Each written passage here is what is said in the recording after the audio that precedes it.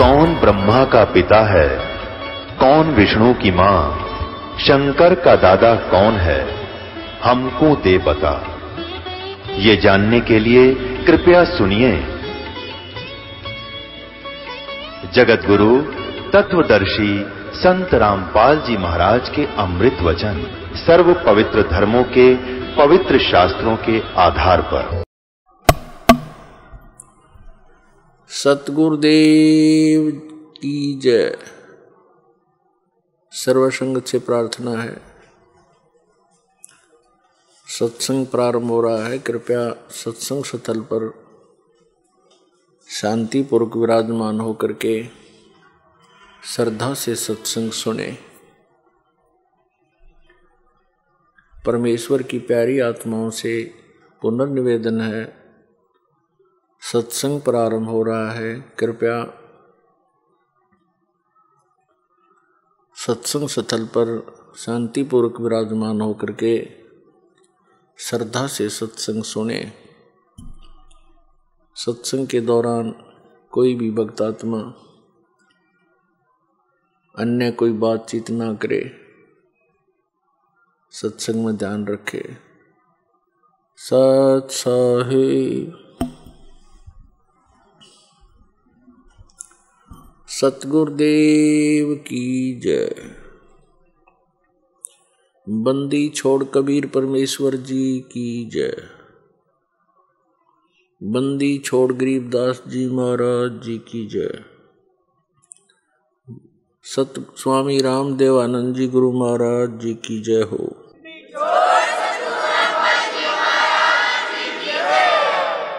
Grieve Namo Namo सतपुरुष को नमस्कार गुरु के नहीं। सुर नर मुनि जन साधुआं संतों सर्वस दी नहीं।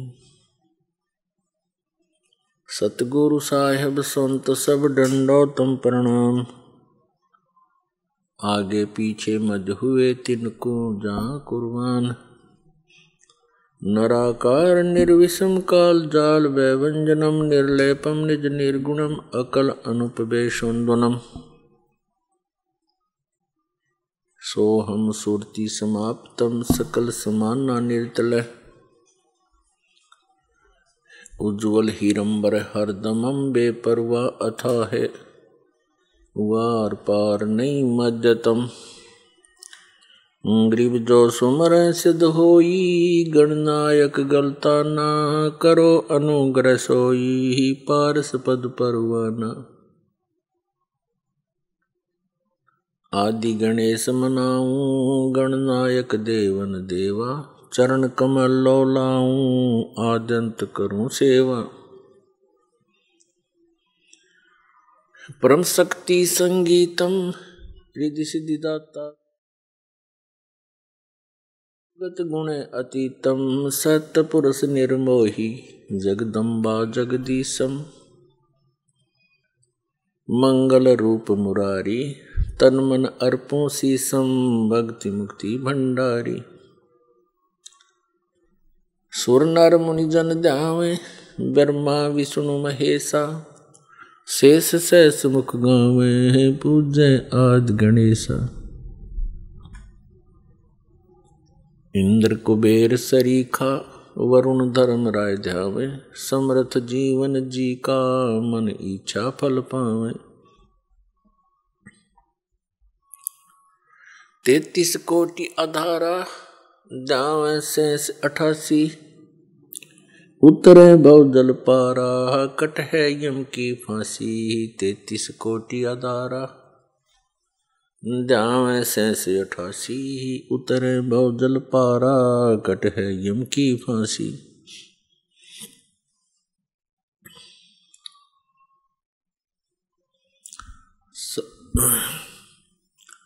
कर जोड़ूं विनती करूं धरूं चरण पर शीस।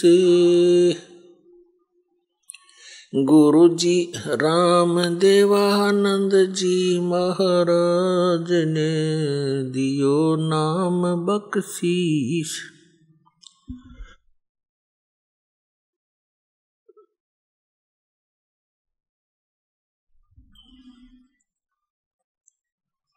कोटि कोटि सिजदा करूं, कोटि कोटि प्रणाम, चरण कमल में राखियो मैं बांधी जाम गुलाम। कुत्ता हूँ गुरुदेव का, रामपाल दास का नाम, गले प्रेम की जेवड़ी,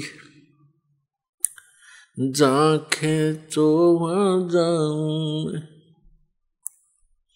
तो करो तो हो बावड़ू, दूर दूर करो तो जाऊं, जो राखो तो ही रहूं, जो देवो सो खाऊं। परम पिता परमात्मा पूर्ण ब्रह्म सर्व सृष्टि रचनहार कबीर परमेश्वर जी की असीम रजा से आप सभी पुण्यात्मा ये सत्संग सुनने के लिए उपस्थित हुए। सौभाग्य आपका, परमेश्वर ने आपको इतना समय परमात्मा की चर्चा सुनने के लिए दिया। परमेश्वर कबीर जी ये हमारे सभी के पिता हैं, हमारे जनक हैं, हमें उत्पन्न करने वाले हैं। और हम यहाँ आगे इस काल के जाल में, काल के लोक में हमसे बड़ी भारी भूल बनी और अपने किए का दंड आज तक हम भोग रहे हैं। अपने पैर पे हमने स्वयं कुहाड़ा मार रखा है। अब वो दयालु परमात्मा हमारे लिए भटक रहे हैं, यहाँ आते हैं, अपना ज्ञान कराना चाहते हैं, हमें ये बताना चाहते हैं कि आप यहाँ के वासी नहीं हो, ये लोक ठीक नहीं है, यहाँ आप स्थायी नहीं हो। लेकिन आप जी ने इसका कोई विकल्प नजर आया नहीं। आप जी ने इसी व्यवस्था को अंतिम मान कर, इसी की अपनी मर्यादा बना के और यहाँ जन्मते मरते रहते हो, कष्ट पे कष्ट उठाते रहते हो। और कोई भी व्यक्ति नहीं चाहता मैं दुखी हूं, कोई नहीं चाहता मेरी मृत्यु हो, कोई नहीं चाहता मैं वृद्ध हूं, और सारा कुछ हो रहा है। हम देख भी रहे हैं कि सभी वृद्ध हो रहे हैं, सबकी मृत्यु हो रही है और कष्ट भी हो रहे हैं, और फिर भी हम ये सोचते हैं हमें नहीं होने चाहिए। ये अच्छे से नहीं लगते। वृद्धावस्था सबसे बड़ा कहर है इस प्राणी के ऊपर। और जो परमात्मा कबीर जी की शरण में आ जाते हैं, इस दयालु भगवान की भक्ति से इनको बहुत सारा मिलता है। वृद्धावस्था में शरीर में रोग कम होते हैं और परमात्मा की भक्ति के सहारे इनका शरीर ठीक चलता रहता है। और जो परमात्मा कबीर जी की शरण में नहीं आते हैं, वो वृद्धावस्था के अंदर एक महान कष्ट को भोगते हैं। हम रोगी हो जाएं तो भी हम स्वीकार कर रहे हैं, और वृद्ध हो जाएं तो भी हम कोई दिक्कत नहीं। लेकिन जब मृत्यु का टाइम आता है, मृत्यु का नंबर आता है, तब हमें अच्छा नहीं लगता। क्योंकि मुश्किल से सारा जीवन लग के तो एक परिवार बनाया, फिर एक घर बनाया, करीब चालन की तैयारी होगी। बताइए कोई सांग होया? ये क्या व्यवस्था, खा के ये व्यवस्था, और ये पता है ये कंपलसरी होगा। तो इसका कारण क्या है? हम चाहे कितने दुखी हैं, मृत्यु नहीं चाहते। क्यों नहीं चाहते? क्योंकि ये कोई बढ़िया बात थोड़ी है। सारा जीवन ये जोड़ जाड़ कर बनावा सेटिंग सी करें, इतना मृत्यु हो जाती है। क्यों नहीं चाहते? क्योंकि हम ऐसे लोक से आए हैं जहां मृत्यु नहीं होती थी, जहां वृद्ध अवस्था नहीं होती थी, जहां पर हमारी बॉडी में कोई रोग नहीं होता था। इसलिए हमें वो बातें पक्की याद हैं, आभास है कि ऐसा नहीं होना चाहिए। तो वो उसी लोक में होगा जाकर के, यहां तो ऐसा ही होगा। कबीर साहब कहते हैं, साथी हमारे चले गए हम भी चालन हारे, कोई कागज में बाकी रह रही तातें लगी है वार। मरने वाले मर गए, शेष बच्चे ये सोचते हैं कि हमारा अभी नंबर नहीं आएगा, हम अभी नहीं मरेंगे। परमात्मा कहते हैं ये तो कोई कागज में शेष रह रही है तुम्हारी आयु, जिस दिन वो कागज पूरा होगा 1 सेकंड ना लागे, जैसे वो गया ऐसे तुम भी जाओगे। एक बार 5 पांडव, महाभारत का जिक्र है, वन में वनवास काट रहे थे, 12 वर्ष का वनवास काट रहे थे। उनको प्यास लगी तो उनमें से एक सबसे छोटे ने, 5 में से सबसे छोटे ने ऊपर चढ़कर वृक्ष पर इधर उधर देखा। उसको थोड़ी सी दूरी पर एक तालाब नजर आया। तालाब ही वहां पर जल स्रोत होते थे पीने, नहाने, धोने के उस समय में। तो नकुल सबसे पहले उस तालाब पर जल लेने के लिए पात्र लेकर गया। वहां आकाशवाणी हुई कि पहले मेरे प्रश्नों का उत्तर दे, फिर जल लेना। नकुल ने इधर उधर देखा, कोई दिखाई दिया नहीं। उसने जल भरना चाहा, वो वहीं पर मृत्यु को प्राप्त हो गया।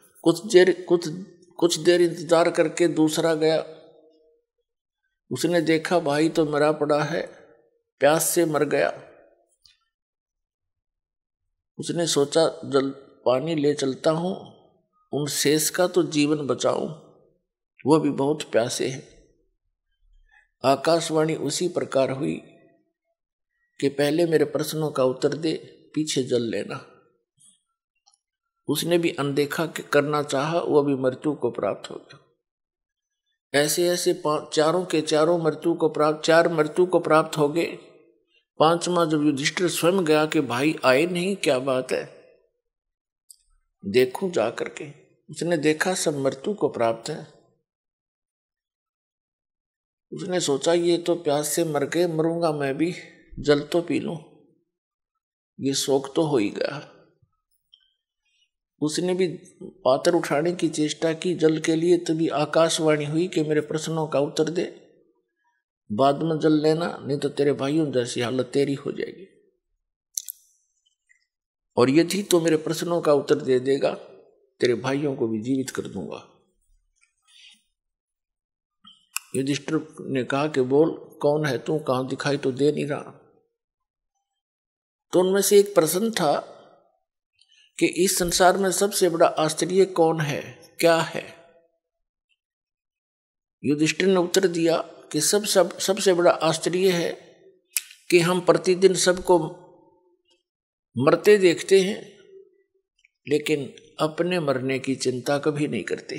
तो कहने का भाव यह है पुण्यात्माओं, हम और मर जाओ सारे, पर आप जीवित रहे बस ठीक से। और वो भी तो यही सोच रहे थे, ठीक है फलाना मर गया कोई बात नहीं, उसको ये हो गया था, वो हो गया था, अटकलबाजी सी, और चलो। तो पुण्यात्माओं, परमात्मा यहाँ याद दिलाना चाहते हैं, जिस लोक में तुम रह रही हो लोक ठीक नहीं है। अभी तक आपके पास कोई विकल्प नहीं था, आपको पता भी नहीं था कि इसका कोई समाधान भी है। अब तो कति कंप्लीट कोर्स है और पूरा समाधान है, और बहुत ही आसान है। ये सबसे आसान काम था और सबसे जटिल बना दिया नज्ञानी संतों, महंतों, आचार्यों और शंकराचार्यों काजी और मुल्लाओं ने, सबके धर्म गुरुओं ने तत्व ज्ञान से अपरिचित होने के कारण कोई हट कर रहा है, एक पैर पर खड़ा होकर, कोई दो वैसे खड़ा होकर के, कोई किसी प्रकार कोई कुछ नाम जाप कर रहा है, कोई किसी प्रकार की क्रिया करके अपना मोक्ष मानता है। ये सबसे आसान काम है मोक्ष का, लेकिन हमें मार्ग मिले, सही दिशा ठीक मिल जाए। और अब दिशा ठीक मिल गई, जिस भी महापुरुष को परमात्मा प्राप्ति हुई है, उस परमात्मा ने ही आकर उसको यथार्थ ज्ञान दिया उनको। उनमें से कौन कौन है? आदरणीय धर्मदास साहिब जी, आदरणीय मुल्कदास साहिब जी, आदरणीय नानक देव साहिब जी, आदरणीय दादू दास साहिब जी, आदरणीय गरीबदास साहिब जी, गांव छुड़ानी, जिला झज्जर वाले, आदरणीय गीसा दास जी साहिब जी, गांव खेखड़ा, जिला मेरठ, उत्तर प्रदेश वाले। ये महापुरुष हैं जिनको भगवान स्वयं आकर मिले और उस स्थान पर ले गए जहां वो सुख इस जीव को हो सकता है। और वहां अन्य जो प्राणी हैं, पहले के भक्त हैं, वहां वो कितने सुखी हैं। वह कभी वृद्धावस्था नहीं होती, कभी मरते नहीं, किसी चीज का अभाव नहीं, ऐसा सुंदर शरीर है उनका, उसमें कोई रोग नहीं। तो वो परमात्मा ने अपने गवाह बनाकर वापस छोड़े। इनके अतिरिक्त और किसी को भगवान नहीं मिला, जिस कारण से उनका विधान, उनके सिद्धांत, उनके अनुभव की जो वाणी है वो इन संतों से नहीं मेल खाती। तो इससे सिद्ध है कि इनके अतिरिक्त अन्य किसी को भगवान नहीं मिला। नहीं तो निराकार बताते परमात्मा को, किसी से पूछ लो सब निराकार बताते। और जो साकार बताते हैं कि संसार साकार है, भगवान ही है, या मनुष्य जो उनके गुरु हैं अपने पति गुरु ही परमात्मा है, यही साकार है और वैसे निराकार है। तो ये उआ बाई का ज्ञान तब तक बोलता है इंसान जब तक उसको यथार्थ मार्ग और यथार्थ ज्ञान और सही अनुभव नहीं होता। तो उन महापुरुषों ने कैसे भक्ति की, कौन से मंत्र की? आदरणीय धर्मदास साहिब जी एक व्यापारी थे और बाल बच्चेदार गृहस्थी थे। भक्ति करी, साधारण सा मंत्र है, सिंपल वे से इसकी साधना करनी है, बिल्कुल साधारण सी भक्ति है। चलते फिरते, उठते बैठते, काम करते करते, जब भी पहले मानसिक कार्य नहीं होते थे, आजकल तो जैसे कार्यालयों में काम करते हैं, मानसिक कार्य ज्यादा बढ़ा दिए काल ने।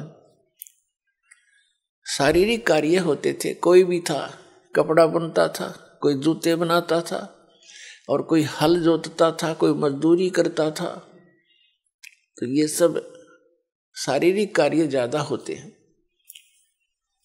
तो उसमें चलते फिरते, उठते बैठते उस परमात्मा का नाम का सिमरन करना है बस। नाम उठत नाम, बैठत नाम, सोवत जागबे, नाम खाते नाम पीते, नाम सेती लागबे।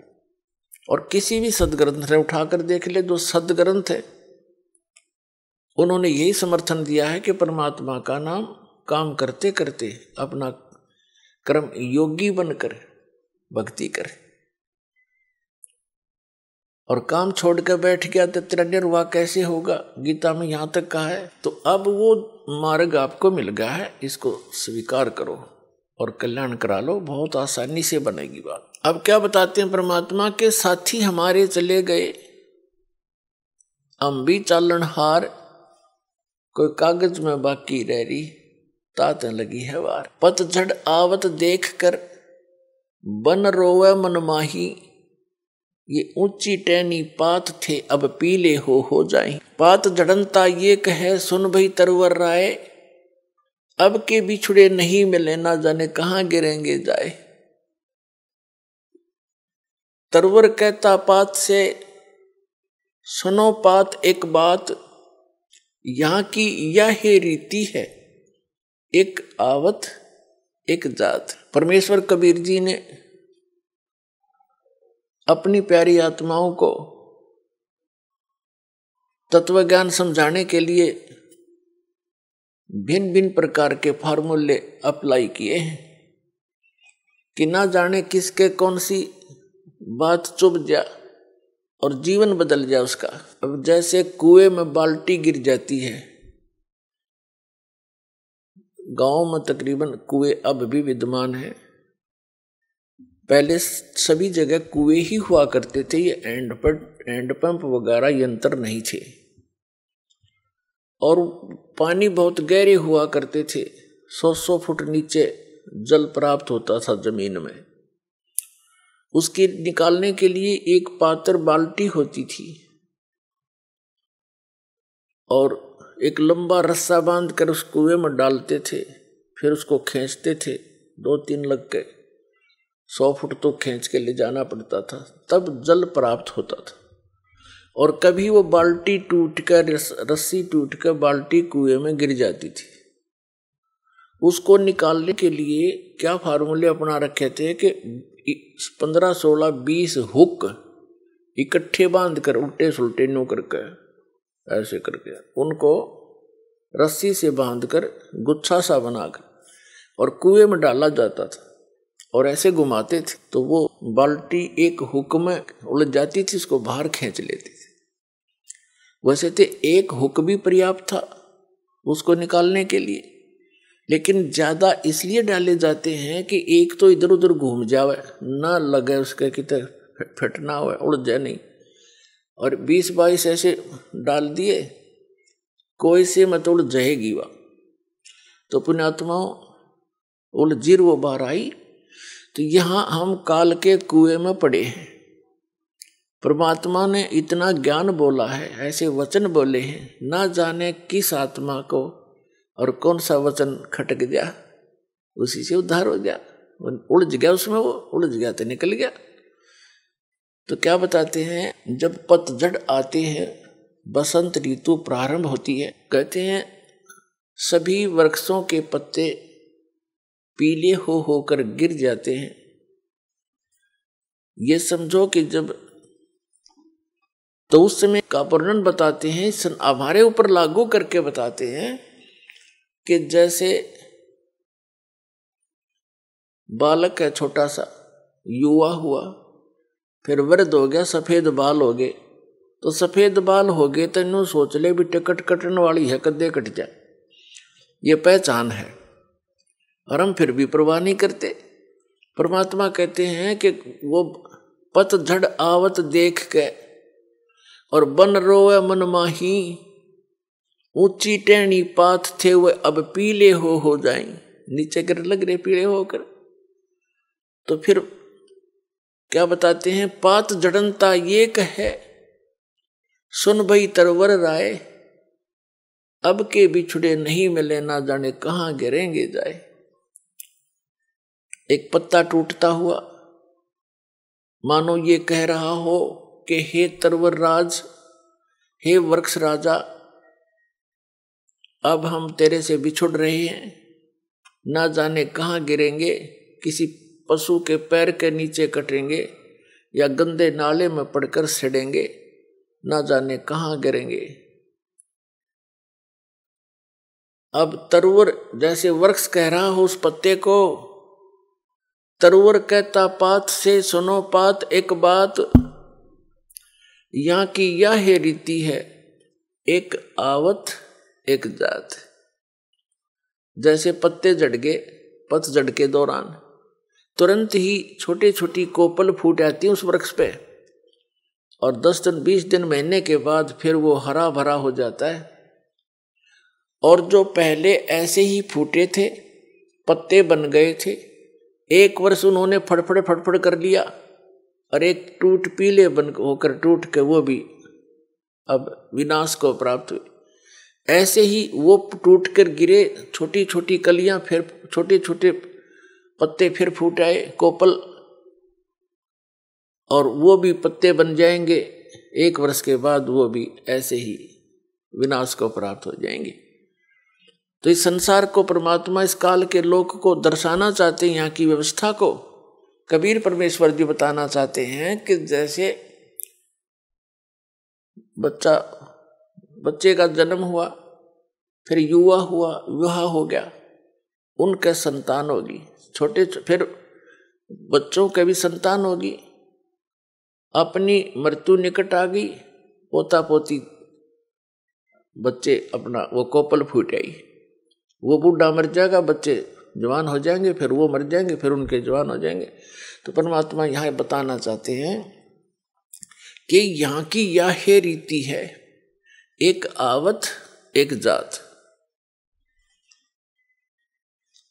अपने आत्माओं जैसे कोई व्यक्ति सारा जीवन अपने परिवार पोषण में, मकान कोठी बनाने में लगा ही देता है सारा, जिसको ये ज्ञान नहीं वो सारा काम में वो करे आजीवन, बस उतने में ही सीमित रहता है। ये तो सत्संग सुनने से पता लगता है कि हमारा मूल कार्य तो कुछ अन्य था। तो ये सत्संग भी बहुत पुण्यकर्मी प्राणी को ही प्राप्त होता है। तो क्या बताते हैं कि वो व्यक्ति जो अपने मकान बनाने में, बच्चों का पालन पोषण करने में और बड़ी उनके बीच में प्यार से रह रहा था, सारा जीवन लगा दिया और फिर मृत्यु की निकट आ गई, कोई रोग हो गया, असाध्य रोग हो गया, परिवार को भी पता लग गया कि इसकी मृत्यु निश्चित है और स्वयं को भी ज्ञान हो गया। तो फिर वो रह रह कर सोचता है, भगवान अब क्या होगा मेरा। तो अन्य लोग व्यक्ति मिलने आते हैं, कुल के व्यक्ति, नाती, तो उसको समझाने की चेष्टा करते हैं, भाई या तो एक दिन सब नहीं जाना है, आपका समय ही इतना था, चिंता ना करना कि तू यहाँ सबके साथ ऐसे ही बनता है। तो कहने का भाव ये है कि ऐसे ही जैसे वो पत्ता टूटता हुआ कह रहा हो, पात जड़नता ये कहे सुन भई तरवर राय, अब के बिछुड़े नहीं मिले, फिर नहीं मिलेंगे, ना जाने कहाँ गिरेंगे जाए। तरवर कहता पात से सुनो पात एक बात, यहाँ की तो यह रीति है, एक आवे एक जात।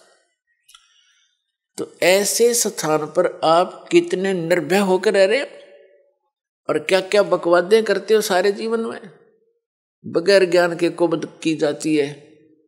जिस इंसान को ये पता लग गया तेरी मृत्यु निकट है, वो करके दिखाओ नाचा गाई और करो बकवादे करके दिखाओ, उसका मन नहीं मान सकता। तो हम इतने अबोध हैं या इतनी भांग पी रखी है इस काल के, इस माया की, कि हमने वो दिखाइए ना देता, सुना को बताना चाह उसका असर हमारा होता नहीं। अब जैसे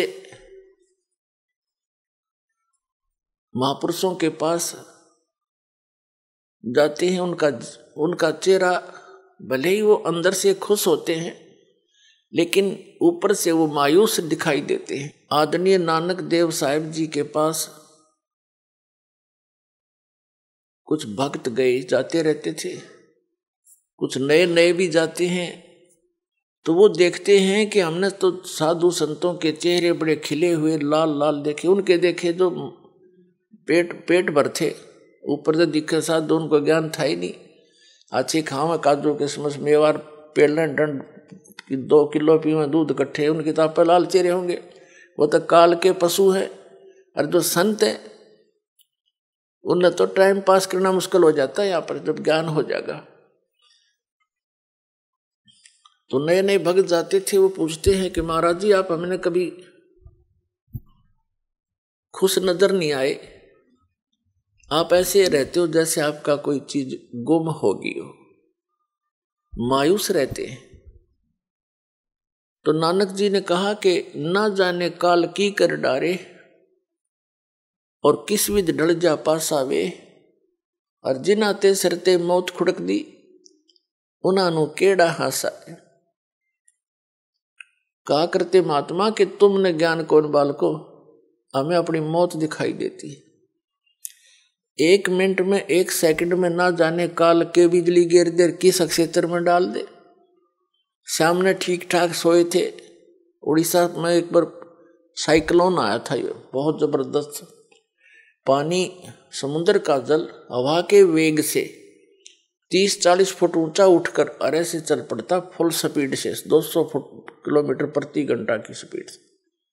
और वो इतना प्रेशर से चलता है, जिस क्षेत्र में से गुजरता है उनके मकान मकान सबको तहस नहस कर, और जो जितने भी उसके अंदर होते हैं सभी पानी में डूबकर मर जाते हैं। उनको कहीं इधर उधर जाने का समय नहीं मिलता। और वो सभी इसी तरह लगे हुए थे जैसे शेष बच्चे भी लग रहे हैं, ये कर दूंगा वो कर दूंगा फलाना कर दूंगा उस पर ऐसे कर दूंगा, ये कोठी बनाऊंगा। जो बनाना था वो प्रारंभ भी नहीं कर पाते। ये करना था जो भक्ति करो, परमात्मा ने याद रखो, और समर्थ की शरण माने से ये आपदाएं भी टला करती हैं। तो क्या बताते हैं, ना जाने काल की कर डारे, किस विध ढल जा पासावे, और जिनाते सरते मौत खुड़क दी उन्हानू केड़ा हासावे। हमने तो भाई अपनी मौत दिखाई देती है, और ना जाने यहाँ क्या बिजली गिर जा, और इसलिए सावधानी बरत रहे हैं। और वहां जाने की चिंता है कोई गलती ना हो जाए और फिर काल के जाल में फंसे रह जाए। फिर उन्होंने पूछा कि भक्तों ने पूछा, क्या आप सदा ऐसे रहते हो, क्या आपको कभी खुशी नहीं होती? संतों की जो खुशी है वो आत्मिक होती है, ऊपर लोग दिखावा नहीं होता। नानक साहब जी कहते हैं, साध मिले साढ़े शादी होंदी और बिछड़ जा दिलगिरी वे, अख दे नानक सुनो जहाना मुश्किल हाल फकीरी वे। जब मुझे मेरे भक्त मेरे साध संगत आती है, सत्संग होता है, तो मेरी खुशी का ठिकाना नहीं होता, लेकिन वो दांदरे काट कर नहीं, अंदर से खुशी होती। साध मिले साढ़े शादी होंदी और बिछड़ जा दिलगिरी वे, और जब ये चले जाते हैं भक्त तब मुझे दिलगिरी होती है और चिंता सताने लग जाती है। किस चीज की? कि इनको मुश्किल से मैंने लाइन पर लाया है, विकारों से रहित किया है। उस परमात्मा सचखंड में सतपुरुष को सतलोक को मैं जाकर के देखा है, उससे प्राप्त ज्ञान के आधार से मैं इनको ज्ञान दे रहा हूँ। क्योंकि आदरणीय नानक देव साहिब जी पहले हिंदू धर्म में जन्मे थे, श्री राम कृष्ण के कट्टर पुजारी थे, और ब्रजलाल पांडे के पास वो गीता पढ़ा करते थे, उनसे दीक्षा ले रखी थी। जब परमात्मा आए उनको सतलोक लेकर गए सचखंड बेई नदी से, एक साधु रूप में आए थे, जिंदा महात्मा के रूप में, परम अक्षर पुरुष सतपुरुष, और उनको साथ लेकर सतलोक गए सचखंड, फिर वापस छोड़ा था। 3 दिन तक वो अचेत कहीं गुप्त रखे थे, उनका शरीर आत्मा को लेकर गए थे। तो उन्होंने आकर जो भी उस मालिक से वार्ता हुई, जो भी उनका आदेश था कि ऐसे ऐसे इन पुण्यात्माओं को आप भक्ति मार्ग पर लाओ, मेरा ज्ञान बताओ, और इनको केवल इतना ही अभी स्टार्ट करना, जैसे पहली कक्षा के बालक को वो ABCD ही सिखाई जाती हैं, ए आ ईड़ा उड़ा ये सिखाए जाते हैं, इसे आगे वो ग्रहण भी नहीं कर सकता। तो उस समय भगत समाज की ये स्थिति थी कि एकदम एक समाज से हटकर अलग से कोई क्रिया करना कोई बालकों का खेल नहीं होता। पूरा हिंदू समाज विरोधी बन गया, वो पांडे भी विरोधी हो गए, खुद पिता भी कालू राम मेहता जी भी विरोधी हो गए उन नकली गुरुओं के बहकाने सिखाने से कि ये तो ब्रह्मा विष्णु महेश को भी नहीं मानता, ये तो शंकर जी की पूजा भी नहीं मानता, ये इससे ऊपर भगवान बताता है, नास्तिक पैदा हो गया। लेकिन उन्होंने परवाह नहीं करी, आंखों देख रहे, कौन माने उनको तुरुआ की बता, फिर जिसने आंखों देखा भगवान को सारा। तो इसलिए वेदों में वर्णित है कि वो सतपुरुष स्वयं आता है यहाँ, अपने अच्छी आत्मा को मिलता, जो दृढ़ भक्त होते हैं, तो उसको अपने से परिचित कराता है, उनको उपदेश देता है। तो ये दृढ़ भक्त थे जिनको परमात्मा मिले। सारा समाज एक तरफ था, पूरा हिंदू समाज, और नानक साहिब जी एक तरफ थे, डगमग नहीं हुए। जितना भी मेहनत करी, खूब जगह जगह प्रचार किया, फिर प्रचार किया हुआ जो 10-12 वर्ष प्रचार किया उन्होंने, तो ऐसी बात नहीं, कुछ एक व्यक्ति पुण्यात्मा उनके ज्ञान से परिचित हुए, लेकिन बहुत कम। फिर वो एक स्थान पर रहने लगे अपने घर पर ही, 16 वर्ष अपने घर पर रहे, फिर अपना खेती का कार्य भी करते थे और सत्संग भी करते थे। तो भगत जन आने लगे, वहां सत्संग सुनने लगे। नानक साहब जी कह रहे थे कि भाई इनको मुश्किल से दिशा दी है, और जब ये यहाँ से जाते हैं सत्संग सुनकर, मुझे इनकी चिंता सताने लग जाती है कि कोई काल का दूत इनको फिर से भ्रमित ना कर दे, परमात्मा के बच्चों को फसल में कोई कीड़ा ना लग जा। और जब ये वापस आ जाते हैं एज इट इज अगले सत्संग में, तो मेरी खुशी का ठिकाना नहीं रहता कि मेरी फसल परमात्मा का बाग सुरक्षित है। साध मिले साड़ी शादी होंदी, विछड़ जा दिलगिरी वे, अखदे नानक सुनो जिहाना, मुश्किल हाल फकीरी वे।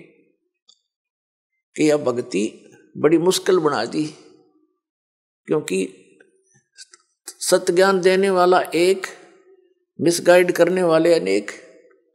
तो एक उस समय एक की बात को स्वीकार करना हंसी खेल नहीं होता। वहां से जाते ही कोई कुछ कह रहा है, कोई कुछ कह रहा है, वाह भाई वाह, तुम कहाँ से ले आए कबीर भगवान, तुम कहाँ से ले आए ये ज्ञान, ये नाम। तो इसलिए रह रह कर सत्संग में आने से दृढ़ हो जाते हैं, प्रमाणों से परिचित हो जाते हैं, तो फिर वो भक्त सॉलिड हो जाते हैं, डगमग नहीं होते। तो हम इसलिए भय नहीं मानते अन्यों को मरते हुए देखकर भी, क्योंकि हमें तत्व ज्ञान नहीं, हम बालक जैसे हैं। 10 बच्चे हों छोटे छोटे और खेल रहे हो, साथ में गड्ढा हो, 10 के 10 गिर जाएंगे उसमें। एक गिर गया, दूसरा भी खेलता खेलता, तीसरा भी, क्योंकि उनको पता है नहीं ये मर रहे हैं, तू बच जा। उनकी इतनी बुद्धि काम करती ही नहीं। तो आज जब तक आपको ये तत्व ज्ञान नहीं होगा, आप उस अतिथि के बच्चे हैं। अब इस ज्ञान से आपकी बुद्धि विकसित होगी, फिर डर लगेगा, डर लगेगा तो उसका समाधान भी होगा। तो इसी प्रकार परमात्मा हमें ये ज्ञान कराना चाहते थे कि तुम इस झूठे सुख को सुख कहे, ये मान रहा बनमोद, ये सकल चबीना काल का, कुछ मुख में कुछ गोद। ये झूठे सुख को सुख मान बैठे तुमने सुख का तो आभास भी नहीं है। चाहे सारी पृथ्वी का प्रधानमंत्री बन जाए, सारी पृथ्वी का राष्ट्रपति राजा बन जाए, और उसको भी सुख नहीं हो सकता। सुख है ही नहीं। यहाँ पर हमने देख लिया, उसको राजा है, मंत्री है, मुख्यमंत्री है, झंडी वाली कार है, और बड़ी इसके बड़ी शोभा है इस व्यक्ति की। उसके अंदर झांक कर देखो, 36 टेंशन लिए फिरता है सारा दिन। सुख है उसको? यहाँ सुख है ही नहीं। सुख होगा कैसे? नमक के बोरे में और बूरा का, खांड का, चीनी का टेस्ट कोई खोज रहा है तो खोजता रहे, उसमें है ही नहीं वो टेस्ट। तो सतलोक तो बूरा का बोरा समझ लो, और ये काल का लोक मिलता जुलता उसी के उस वैसा ही है, डुप्लीकेट कॉपी कर रखी है। जैसे एक नमक हो कूटा हुआ, हर एक में बूरा भर रखी हो, बर्तन में, कटोरे में, एक जैसी लगे हैं, पर टेस्ट से पता लगेगा बूरा कौन सी और नमक कौन सा है। तो ये ऐसा है, ये तो नमक है, हम इसको बूरा मान रहे हैं। कहते हैं बूरा जान चाटत है रेही। यहाँ के जितने भी सुख हैं स्वर्ग महास्वर्ग तक के, ये तो रेही चाटना है। रेही माने जैसे जिस जमीन के ऊपर सफेद सफेद फफूंदी सी हो जाती है, उसको रेही बोलते हैं हमारी देसी लैंग्वेज में। तो उसका टेस्ट जीभ पर के देखो, नमक से ही बुरा। तो परमात्मा कहते हैं और बुरा चख के देखो, फिर बुरा जान चाटत है रेही। ये इस सुख को सुख मान रहे, ये तो उस परमात्मा सतलोक के सुख की तुलना में बुरा और रेही यानी नमक समझो, इतना अंतर है। तो क्या बताते हैं परमात्मा कि तुम्हें अब बालक हो, डर नहीं लगता मृत्यु से। तुम ये सोच रहे हो नहीं, आदमी 100 वर्ष तो जीवित रहता ही है व्यक्ति। और जो यही आशा लेकर जी रहा था, 20 वर्ष का मर गया, कोई 30 का मर गया, कोई 5 वर्ष का मर गया, उसको तो हम इत्तेफाक मानते हैं। तो वो इत्तेफाक क्या आप पर लागू नहीं हो सकता? वहां बुद्धि काम करती नहीं, क्योंकि हम अबोध बालक हैं। तो उसके लिए इस ज्ञान की आवश्यकता पड़ती है।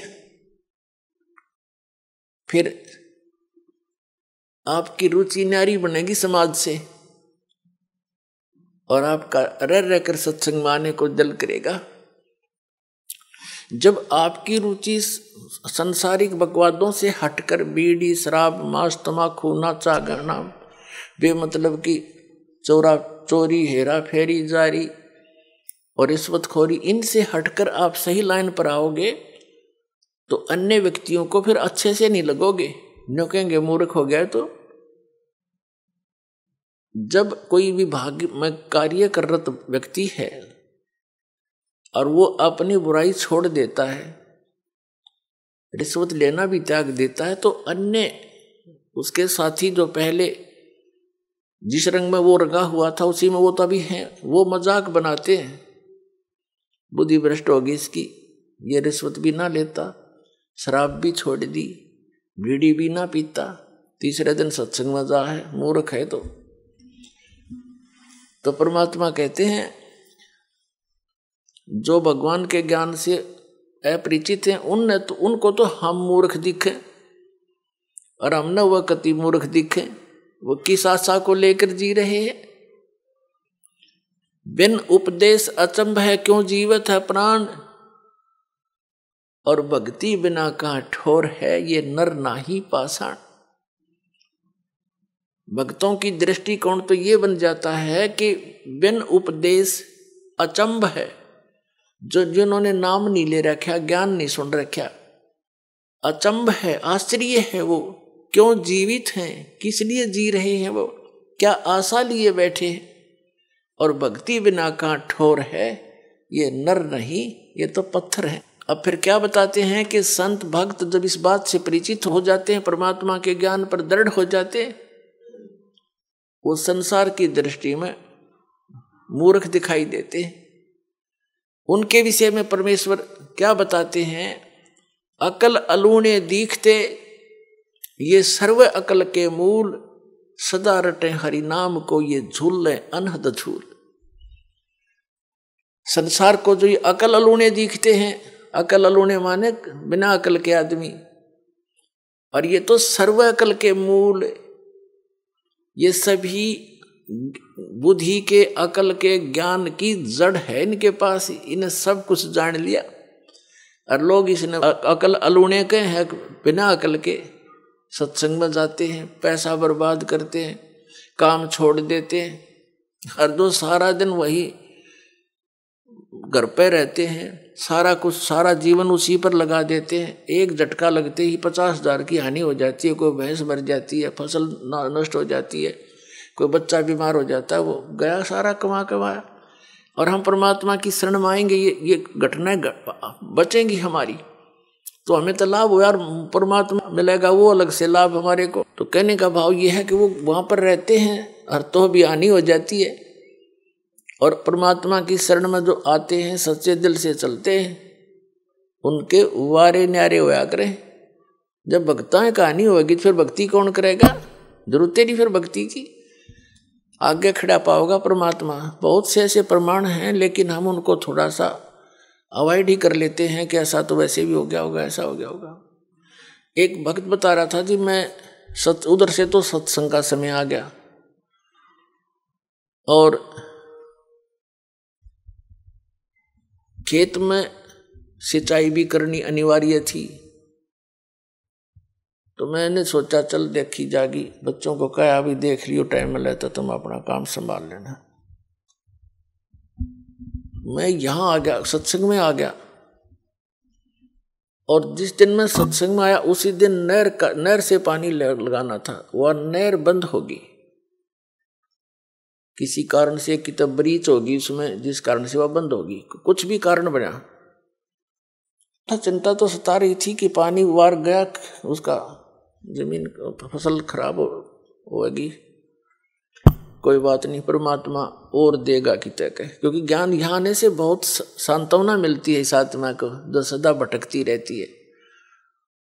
सत्संग सुनकर 2-3 दिन वो गया, फिर वापस पता चला कि उस दिन नहर नहीं आई, पानी ही नहीं था। और 4 दिन के बाद फिर आ गई, और उसी के वार में आ गई, वो फिर पड़ गया 4 दिन के बाद। तो ये चाहे इत्तेफाक हो, पर उसका दृढ़ पक्का विश्वास हो गया कि सचमुच भगवान जो चाहे सो कर दे। तो इस तरह की घटना हमारा गेल घटा करेंगी, क्योंकि भगवान ऐसा ही काम करता है। अपने जन के लिए कहते 100 साल सिद्धर मैं करूं अपने जन के काज, एक मेरे ऊपर विश्वास तो करके देखो। एक प्रमाण है कि एक संत परमात्मा कबीर जी का भक्त था,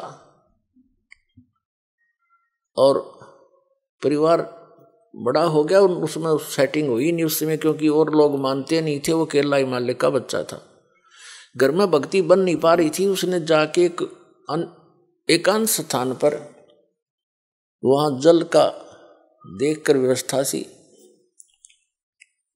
और वहां अपना झोपड़ी डाल ली।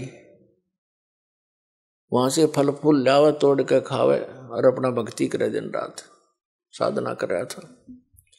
एक दिन वो बीमार हो गया, और उसने सिद्धांत सा बना रखा था कि पहले मैं मुंह धोऊं, हाथ पैर मुंह धो करके फिर अपना अन्य काम करूं, ऐसा नियम था उसका। जब तक वो हाथ पैर मुंह कुरला वगैरह ना कर लेता था, तब तक उसने अपना नियम बना रखा था, बाकी जैसा भी। तो वो अन्य कार्य नहीं करता था, कुछ आहार भी नहीं करता था। वो एक बार बीमार हो गया, चलने में असमर्थ हो गया, और उसको नीचे जाकर के, काफी नीचे, पहाड़ से नीचे उतरकर ऐसे ऐसे घूमकर तालाब में जाना पड़ता था। वहां हाथ पैर मुंह धोता था, स्नान करता था, प्रतिदिन का उसका कार्य था। उस दिन वो ऐसा नहीं कर पाया, तो उसने बहुत चिंता बनी, और कसक के साथ मालिक को याद किया, है परमात्मा, आज तक आपने इस दास को कभी भी ऐसे नहीं रहने दिया। आज मैं विवश हो गया, और मैं हाथ पैर मुंह नहीं धो सकता, मैं कुछ खाऊं भी नहीं गा। ये सोचकर उसने दृढ़ निश्चय करके अपना लेट गया। 1 दिन बीता, 2 दिन बीता, 3 दिन, तीसरे दिन देखा परमात्मा ने कि शायद ये अट्ठी आदमी पर भगत सच्चा है। बाकी इस तरह की आंट लानी नहीं सी ये भगत ने। फिर भी क्या किया मालिक ने, इतनी वर्षा कर दी, इतना पानी बरसा दिया, कुछ ही समय में पूरी पृथ्वी पर जल हो गया। अब वहां जल तभी पहुंच सकता था जब पूरी पृथ्वी पर 200-300 फुट पानी खड़ा हो जाए। वो जहां उसकी झोंपड़ी थी पहाड़ के किनारे के ऊपर, वहां तक जल जब जा सके था उसके, और वो उठ के चल नहीं सकता, तो सब जगह भर दिया, कति फुल कर दिया। पानी उसकी झोंपड़ी के पास आकर किनारे पर डट गया, जिससे उसके हाथ जा सके। उसने देखा हो भगवान ने बड़ी दया करी, हाथ पैर मुंह धोया, कुछ खाया पिया। खाने पीने के बाद उसकी चेतना ठीक हुई, उसने देखा सारा जल ही जल। बोले फिर वो रोने लग गया दूसरी तरफ से, भगवान मुझ नीच के कारण सारी दुनिया मर गई। हे परमात्मा, मैं पाप का भागी बन गया दाता, अब मुझे जिया नहीं जागा, ये पाप देखा नहीं जागा। फिर वो दूसरी तरफ से रोने लग गया। 2 सेकंड के बाद परमात्मा ने क्या कर दिया, एज इट इज, जो जहां भी काम कर रहा था, जैसे परिवार था, न्यू का न्यू, और पानी के आसपास की तो निशान भी नहीं, और वो छक्या बैठा।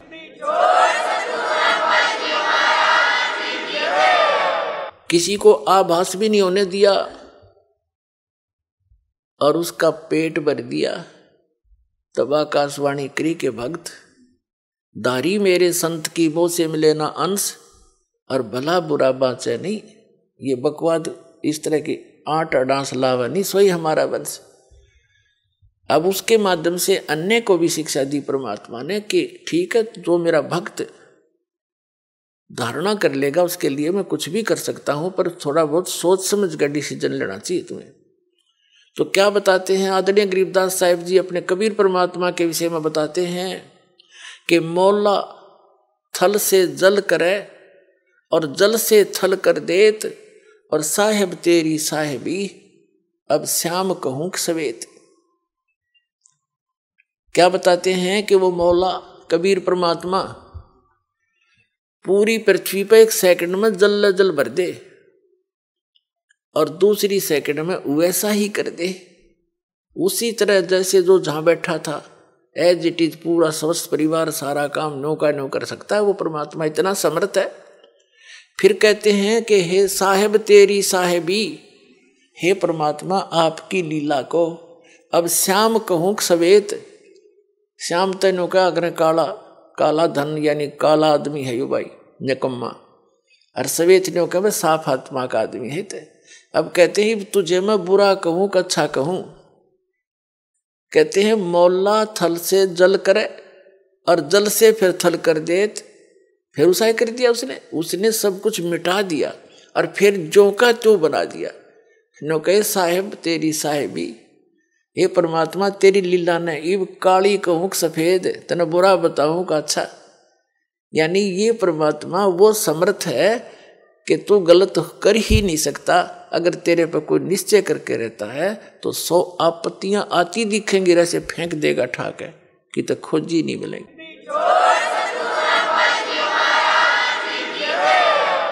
तो परमात्मा याद दिलाते हैं कि अकल अलूने दिखते, ये भक्त दुनिया नहीं से दिखे बॉलीवुड से पागल से, तीसरे दिन दर थल्ला ठा गए बरवाड़ा में के दर रखे ने, और कहते हैं अकल अलूने दिखते ये सर्व अकल के मूल। ये तो सब ज्ञानों की जड़ है, सब बुद्धिमानों के बुद्धिमान है, इनके जड़ है इनके पास बुद्धिमता की। और सदा रटे हरि नाम नहीं ये झूले अनंत झूल। ये तो निश्चित तो कर रहे हैं परमात्मा की भक्ति कर रहे हैं, और 2 रोटी दाता ने देनी है भाई। प्रथम तो हम भूल चुके हैं कि जो किस्मत में वही मिलेगा। ये तो आम व्यक्ति जो भक्ति ना भी कर रहा है उसने भी नोट कर लेनी चाहिए, जो लिखा है वही मिलेगा। इससे ज्यादा एक कहते मासा घटे ना चल बधे विद ना लिखे जो लेख। और फिर भी हम कोशिश करते हैं अपनी बकवाद सोच से हम उस परमात्मा के नियम को चेंज करना चाहते हैं। परमात्मा ही कर सकता है फिर उस नियम को चेंज। आप इस कबीर परमात्मा की शरण में आने के बाद पूर्ण संत के माध्यम से फिर आपकी वो आपके भाग्य में ना होगा कोई वस्तु आपको आवश्यकता तो भी देगा वो मालिक। मासा घटे ना चल बधे विद ना लिखे जो लेख, और सच्चा सतगुरु मेट कर ऊपर मार दे मेघ। फॉरएवर खत्म कर दे जो आपके जीवन में दुख आना हो। पूरा संत पूरा सतगुरु कबीर परमात्मा का बच्चा उसका पुजारी वो कर सकता है काम। कहते हैं मासा घटे ना चल बधे विद ना लिखे जो लेख, और सच्चा सतगुरु मेट के ऊपर मार दे मेघ। अपने आत्मा तो ये सब ने अपने पल्ले नोट कर लेना चाहिए। जो भक्ति नहीं कर रहे उन्हें भी इस बात का ध्यान करना चाहिए कि जो किस्मत में वही मिलेगा। हम चोरी करके हेरा फेरी मिलावट करके कुछ भी बकवाद करके धन प्राप्त करेंगे वो आपको घनी हानि करेगा, और वो धन रहेगा नहीं और पाप ज्यों के त्यों रह जाएंगे। उसके कमाने में जो आपने कर्म किए 2 नंबर से काम करके, चोरी ठगी डाके डाल के मिलावट करके रिश्वत लेकर हेरा फेरी करके, तो वो पैसा आपके लिए दुश्मन बनेगा। पैसा तो जाएगा ही जाएगा और वो पाप शेष रह जाएंगे जो आपने भोगने पड़ेंगे। ऐसे बहुत से प्रमाण है। और हम अपनी सोच से और परमात्मा के विधान चेंज करना चाहते हैं तो महामूर्ख है हम। परमात्मा का विधान परमात्मा के तरीके से होगा, उसको बदलाव भी करना वही करेगा। उसने तरीका बता दिया है कि परम संत की शरण में आकर के सतभक्ति करने वाले के फिर सभी पाप प्रारब्ध के पाप कर्म भी नाश हो जाया करते हैं। अब कोई कहता है कि प्रारब्ध में जो लिखा है वो तो आपने भोगना ही पड़ेगा। बिल्कुल ठीक है, जब तक आप उस संत और उस परमात्मा की शरण ग्रहण नहीं लेते जो इन पाप कर्मों का नाश करने में सक्षम है, तब तक तो आपने ऐसे ही होगा, जैसा कर्म किया वैसा ही भोगना पड़ेगा। अब जैसे हम भक्ति किस लिए करते हैं, आपत्ति आई उसके निवारण के लिए चलते हैं कि निवारण हो इसका, और किसके पास जाते हैं, साधु संतों के पास जाते हैं, तो वो फिर तरीके भी बताते हैं, ऐसे होने से ऐसे हो जाएगा। जब नहीं होता है तो कह देते हैं कि तेरे भाग्य में है भाई, ये तो भोगना ही पड़ेगा। पुण्यात्माओं, जो भाग में दुख होना है और वो भोगना ही पड़ेगा, फिर भक्ति की क्या आवश्यकता रहेगी, तो नास्तिक हो जाएंगे कुछ दिनों में। एक व्यक्ति कह रहा था, एक भक्त था, हमारे गुरुदेव का भक्त था, और उसने दीक्षा ले ली। वैसे तो नहीं लेता, और नास्तिक टाइप हो रहा था। फिर किसी से उसने हाथ दिखा लिया, अपने जो जंतर मंत्र ये ज्योतिष वाले होते हैं, पामिस्ट, उसने बताया कि तेरी आयु 27 वर्ष की है, उसके बाद जीवन शेष नहीं तेरा। उसको चिंता बनी, क्योंकि जब तक मृत्यु ना दिखे इंसान ने, तब तक यू अंडी पा क्या अंडा है, फिर नहीं समझता किसी ने। और जब इसको यूँ पता लग जाए तेरी मृत्यु होगी, फिर इसकी गिग्गी बन जाती है। उसने सोचा कहीं इसने गलत बता दिया हो, और दूसरा बढ़िया पामिस्ट पूछा किसी से, उसने बताया कि वो फलाने उसमें रहता है, इतने रुपए लेता है, और बिल्कुल 100 की 100 सच आपके अंक बता देगा किस्मत के। वहां गया, उसने भी जाते ही बताया तेरी आयु 27 वर्ष की है। अब चिंता का ठिकाना तो नहीं रहा, लेकिन फिर भी सोचा और पूछूं, 3-4 से उसका कहता मैंने पूछा, और सब ने एक फाइनल कर दिया। और उसमें उम्र थी उसकी सारी 23-24 वर्ष की। तो उसने चिंता खाने लगी, घर वालों को बतावा नहीं। फिर उसको राम की कथा भी सुनाने लगी, क्यों मौत निकट दिखाई देती। कहीं कहीं ऐसे सत्संग सुनाया। एक दिन दया होगी, परम संत की शरण में उसको मिल गई। अब वो भक्ति में दृढ़ होकर लाग गया। घर वाले कहें तेरा बीमारी क्या है, वो कहे मैं ठीक हूं, कोई दिक्कत नहीं है। ना ढंग से खावे, ना उठ पैर, ना घनासा बैठ के किसी से बात करे, ना हंसे।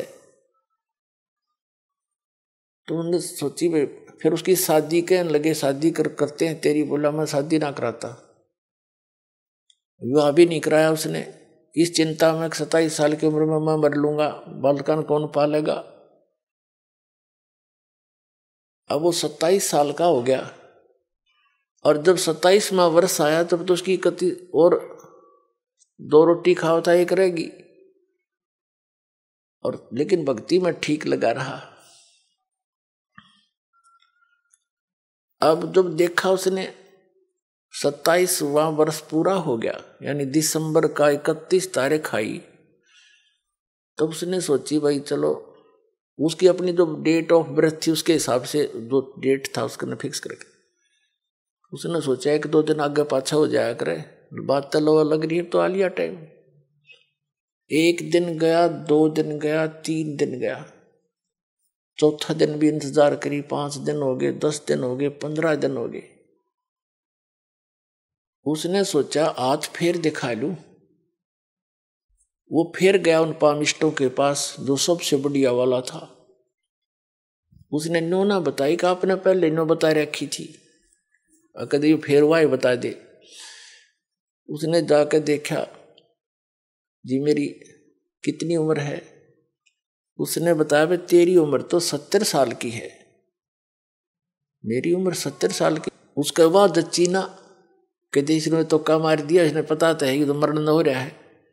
उसने फिर दूसरे को दिखाई, उसको दिखाई, उसने भी बताया कि भाई 70 वर्ष जीवेगा तू बच्चा, तेरी उम्र 70 वर्ष की है।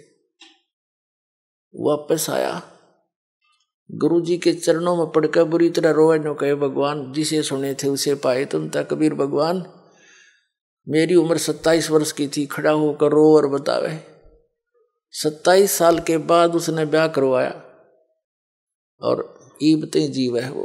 कुछ दिन के बाद नाम छोड़ गया कि होगी 70 साल की, के जरूरत से भगवान की। फुटे बाग हमारे। तो पुण्यात्माओं, परमात्मा कहते हैं दुख में सुमन सब करें, सुख में करे ना कोई, और जय सुख में सुमन करे दुख काहे को होए। अब सुख हो गया तो वो भगवान छोड़ गया। तो ऐसे भी निकम्मे हैं हम ही न दुखों के योग्य हैं, लेकिन समर्थ ही होता है। उसने अपनी समर्थता दिखा दी जो वेद बताते हैं। ऋग्वेद मंडल नंबर 10 सूक्त नंबर 161 के मंत्र नंबर 2 में लिखा है कि यदि कोई रोगी हो, उसका रोग अक्षमता से भी आगे पहुंच गया हो और उसकी मृत्यु भी हो जावे, तो भी परमात्मा अपने भगत की 100 वर्ष की आयु यानी आयु बढ़ा सकता है, और मरने के उपरांत जहाँ भी कहीं गया हो वहाँ से वापस ला करके उसको पुनर्जीवन दे सकता, उसी बॉडी में प्रवेश कर सकता। तो वो परमात्मा ये कबीर जी हैं। तो कहते मासा घटे न तिल बधे, विद ना लिखे जो लेख, और सच्चा सतगुरु मेट कर ऊपर मारे मेख।